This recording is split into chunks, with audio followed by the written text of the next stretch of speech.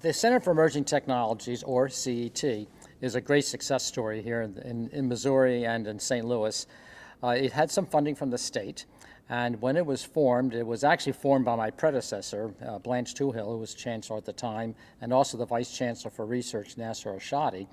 And with assistance from the state, we were able to establish a very thriving incubator, a building which it was an old brick building and kind of was redone inside, and it, you really feel like you're in some downtown Manhattan loft or something of this sort.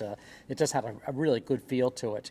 Had its own board, and with that, it took off. We had small companies that would go in there to incubate.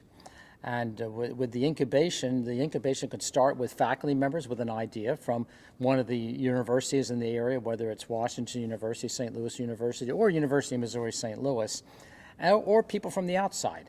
And I'd say it was probably the most successful incubator in the state during that period of time.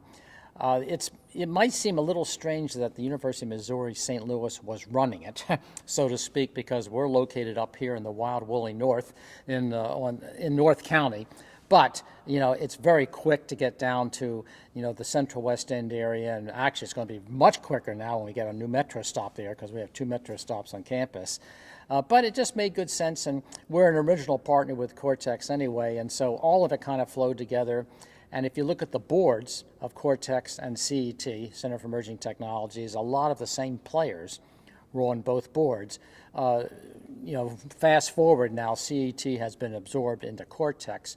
I think it makes good sense. They both have very similar missions, and it's part of that thriving area, if you will, in the Cortex region. But they merged, but they're also still sort of independent. They're still separate. I mean, and the CET still has its own board, but it is part of Cortex. So the board, in a sense, really does answer to Cortex now.